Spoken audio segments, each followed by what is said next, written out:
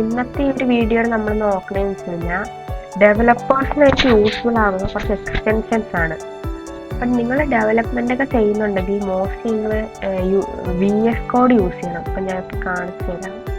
ഇവിടെ VS code എന്ന് search ചെയ്ത് VS എന്ന് സെർച്ച് ചെയ്ത് കഴിഞ്ഞാൽ VS കോഡ് വരും. ഇപ്പം നിങ്ങൾക്ക് ഇവിടെ code.visualstudio.com നിങ്ങൾക്ക് ഇൻസ്റ്റാൾ ചെയ്തെടുക്കാൻ പറ്റും. ഇത് മൈക്രോസോഫ്റ്റിൻ്റെ ഒരു ഇതാണ് കണ്ടത്. ഇവിടെ യുവർ കോഡ് എഡിറ്റർ അതിൽ കുറേ ഫീച്ചേഴ്സ് ഉണ്ട്. നിങ്ങൾക്ക് ഇവിടെ നിന്ന് ഡൗൺലോഡ് ഫോർ വിൻഡോസ് ചെയ്ത് ഡൗൺലോഡ് ചെയ്യാം. ഇന്ന് ഞാൻ ഇതിൽ പറയുന്നത് വെച്ച് കഴിഞ്ഞാൽ VS കോഡിനെ പറ്റിയല്ല, അതിലെ കുറച്ച് എക്സ്റ്റൻഷൻസിനെ പറ്റിയാണ്. അപ്പം ആദ്യമേ VS കോഡിലെ കുറച്ച് ഫീച്ചേഴ്സ് നോക്കാം. ബാക്കിയുള്ള കുറച്ച് എഡിറ്റേഴ്സിനെയൊക്കെ വെച്ച് നോക്കുമ്പം VS കോഡിൽ കുറച്ചും കൂടെ അധികം കാര്യങ്ങളുണ്ട്. കാര്യം ഇൻബിൽഡ് ആയിട്ട് ടെർമിനലുണ്ട്, പിന്നെ നമുക്ക് ആവശ്യമുള്ള ഡിബഗ് കൺസോൾ ഉണ്ട്, കമൻസ് ഉണ്ട്, പോസ്റ്റ് ഇതിൽ തന്നെ ഇൻബിൽഡ് ആയിട്ടുണ്ട്, പിന്നെ എക്സ്റ്റൻഷൻസ്, അങ്ങനെ കുറേ കാര്യങ്ങളുണ്ട്. ഇപ്പം എല്ലാം ഞാൻ പറയുന്നില്ല. ഇന്ന് നമ്മൾ നോക്കണമെന്ന് വെച്ച് കഴിഞ്ഞാൽ എക്സ്റ്റൻഷൻസ് ആണ്. ഇപ്പം ഡെവലപ്മെൻറ്റ് കുറച്ചുകൂടി ഈസി ആകുന്ന കുറച്ച് എക്സ്റ്റൻഷൻസ്. ആദ്യത്തെയാണ് ഓട്ടോ ഇമ്പോർട്ട്. ഇതെന്തിനാന്ന് വെച്ച് കഴിഞ്ഞാൽ നിങ്ങൾക്ക് നിങ്ങളൊരു ഡെവലപ്പറാണ്, നിങ്ങൾ എപ്പോഴും സഫർ ചെയ്യുന്ന പ്രോബ്ലം ആയിരിക്കും. നിങ്ങൾ ഒരു സാധനം ഇമ്പോർട്ട് ചെയ്യാൻ കാണും, പക്ഷെ അത് എഴുതിയിട്ടുണ്ടാവും, പക്ഷെ ഇമ്പോർട്ട് ചെയ്ത് കാണില്ല. അപ്പം അങ്ങനെ എറേഴ്സ് വരും. പക്ഷെ ഈ ഒരു എക്സ്റ്റൻഷൻ നിങ്ങൾ ഇൻസ്റ്റാൾ ചെയ്തിട്ടുണ്ടെങ്കിൽ അത് ഓട്ടോമാറ്റിക്കലി സേവ് ചെയ്യുമ്പോൾ അത് ഇമ്പോർട്ട് ചെയ്യും.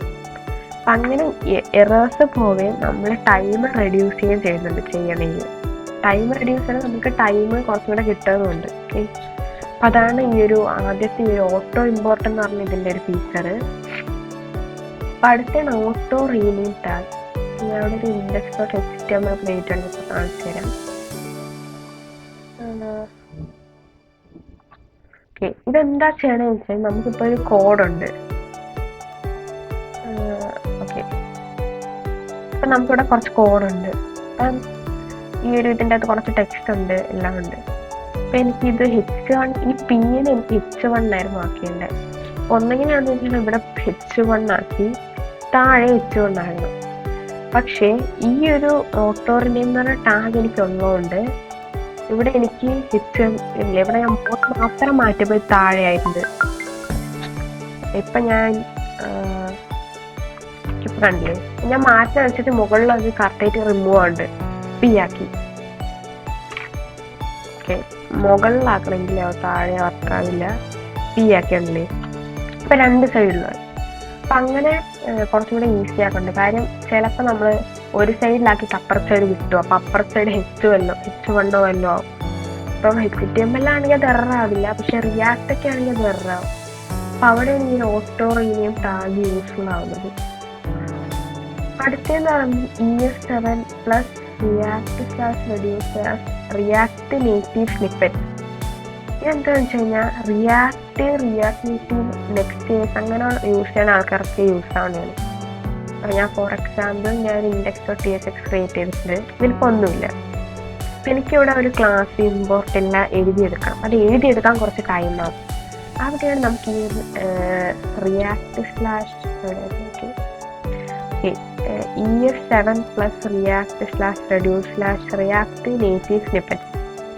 ഇതെന്തോ ചെയ്യണമെന്ന് വെച്ച് കഴിഞ്ഞാൽ നമ്മളിവിടെ RFC ടൈപ്പ് ചെയ്യുമ്പോൾ ഇവിടെ ഒരു ഇത് വരുന്നല്ലേ, റിയാക്ട് ഫംഗ്ഷണൽ കമ്പോണൻറ്റ്.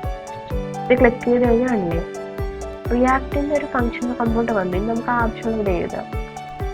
അപ്പം അത്ര ഈസിയാണ് നമുക്കിത് ക്രിയേറ്റ് ചെയ്തത്. അല്ലെങ്കിൽ നമ്മളിത് import react export default function അങ്ങനെ മൊത്തം എഴുതി വരണം. ഇതിപ്പം നമുക്ക് ആ ഒരു ഒറ്റ വേർഡിലോ ഇല്ല, RFC എന്ന് പറയുന്ന വേർഡിൽ നമുക്ക് എഴുതി തീർക്കാൻ പറ്റും.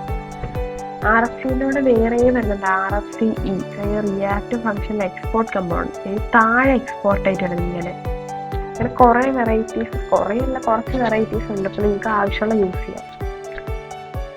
അതാണ് ESC എന്ന് വെച്ച് കഴിഞ്ഞാൽ നിങ്ങളെ കോഡുണ്ട് ഇപ്പം നീറ്റായിട്ടായിരിക്കണേ. അപ്പം അതിന് പകരം ഇതിപ്പോൾ ഇങ്ങനെയാണ് കിടക്കുന്നത് വിചാരിക്കും. മൊത്തം ബോർഡറിലേക്ക് തട്ടി ഇങ്ങനെ മൊത്തം മെസ്സി ആയിട്ടായിരിക്കും കിടക്കുന്നത്. അപ്പം അത് മനസ്സിലാക്കാൻ എല്ലാം പാടായിരിക്കും. അപ്പം അവിടെയാണ് നമുക്ക് ഈ ഒരു ESCൻ്റെ ഞാൻ വേറെ ഫോർമാറ്റേഴ്സും പറയുന്നുണ്ട്. ESCൻ്റെ അങ്ങനെ കുറച്ച് ഫോർമാറ്റൊക്കെ യൂസ്ഫുൾ ആണ്. ഇപ്പം കണ്ടിത് ഇങ്ങനെ ഇരിക്കണേ. അപ്പം ഇത് നമ്മൾ ഇൻസ്റ്റാൾ ചെയ്തിട്ടുണ്ടെങ്കിൽ ജസ്റ്റ് നമ്മൾ സേവ് ചെയ്യുമ്പോൾ കണ്ടില്ലേ ഇപ്പം നീറ്റായിട്ട് വരും. അപ്പോൾ ഇതാണ് ഈ ഒരു ESLinkiൻ്റെ ഒക്കെ ഒരു ഫീച്ചർ എന്ന് പറയുന്നത്. അപ്പം അടുത്താണ് ഗിറ്റ് ലെൻസ്. അപ്പം നിങ്ങൾ ഗ്രൂപ്പായിട്ടൊക്കെ ഒരു പ്രൊജക്റ്റ് ചെയ്യുന്നത്, അപ്പം നിങ്ങൾ സെക്ഷനായിരിക്കും ഓരോ ആൾക്കാർക്കും കൊടുത്ത് അതൊക്കെ ആയിരിക്കും അവർ ചെയ്യുന്നത്. അപ്പോൾ ഇത്ര സെക്ഷൻ ആരാണ് ചെയ്തത്, ഇത്ര സെക്ഷൻ ആരാണ് ചെയ്തതെന്നൊക്കെ അറിയാനായിട്ടാണ് ഗിറ്റ് ലെൻസ്. അപ്പോൾ നമ്മൾ ഗിറ്റ് യൂസ് ചെയ്യാൻ ഇവിടെ എഴുതി കാണിക്കും, പേരെഴുതി കമ്മിറ്റഡ് ഇത്ര ഡേയ്സ് അല്ലെങ്കിൽ ഇത്ര മിനിറ്റ്സ് ആയിക്കോ എന്നൊക്കെ പറഞ്ഞു.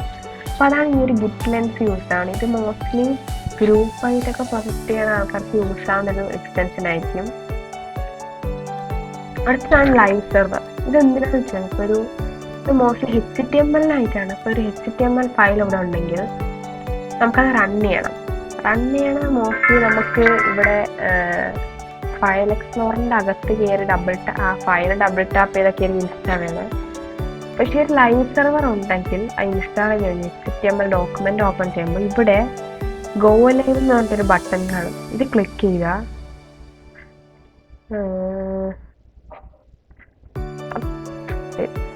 ഓപ്പൺ ആണ് മാത്രമല്ല ഇതിൻ്റെ ഫീച്ചർ എന്ന് പറയുന്നത്, നമുക്ക് എന്തെങ്കിലും ചേഞ്ച് ഇവിടെ വരുത്തി കഴിഞ്ഞ് ഇവിടെ സേവ് ചെയ്താൽ മതി.